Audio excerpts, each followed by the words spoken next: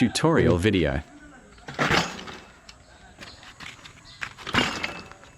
তো গাইজ আজকে সাইহামকে আমি এই স্টান্ট টিউটোরিয়ালটা জাস্ট 1 মিনিটের মধ্যে শেখাতে যাচ্ছি। ফার্স্টে হচ্ছে এটা তোমরাও শিখে নিতে পারো। তো ফার্স্টে হচ্ছে সাইকেল কিভাবে রাখতে হয় ওইটাই হচ্ছে তোমাদেরকে দেখাবো। তারপর হচ্ছে সাইহাম আগে ট্রাই করেনি, আজকে ফার্স্ট টাইম ট্রাই করবে। সো দেখা যাক সাইহামে কি একবার পারে কিনা। সাইহাম ফার্স্টে হচ্ছে এই যে স্টান্টটা করার আগে পেগ থাকা খুবই প্রয়োজনীয়। পেগ থাকলে স্টান্টটা ইজি হয়। তো ফার্স্টে সাইকেল মাঝখানে আনো। হ্যাঁ, তো ফার্স্টে হচ্ছে হ্যান্ডেলবারটাকে এভাবে মুড়তে হবে এইদিকে। তারপর হচ্ছে আস্তের উপরে এবার শোয়াই দিবেন।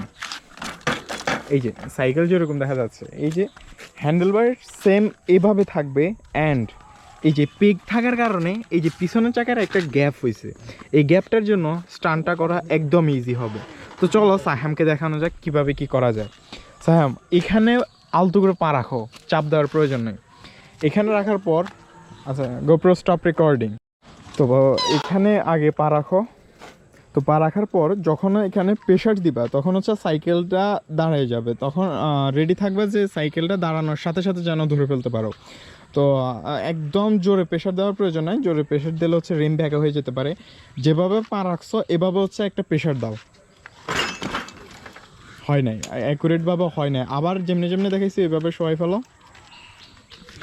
হ্যাঁ, এই যে অ্যাকুরেট। এই হ্যান্ডেলবার এভাবে থাকবে অ্যান্ড পিক থাকার কারণে এই যে চাকার একটা গ্যাপ তৈরি হবে, এই গ্যাপটা বেশি প্রয়োজন। অ্যান্ড আবার ট্রাই করো, একটু জোরে প্রেশার দিবা, এত জোরে না যেন রিম না ভেঙে যায়।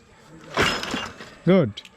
এই তো এই স্টান্টটা খুবই ইজি অ্যান্ড তোমরা চাইলেও 1 মিনিটের মধ্যে এটা হচ্ছে এই স্টান্টটা অনেক বেশি ইজি। তোমরা চাইলে 1 মিনিটের মধ্যে এটা আনলক করে ফেলতে পারো ফার্স্ট ট্রাইয়ের মধ্যে।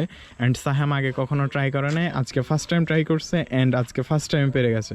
তো ইনশাল্লাহ দেখা হচ্ছে নেক্সট কোনো টিউটোরিয়াল ভিডিওতে।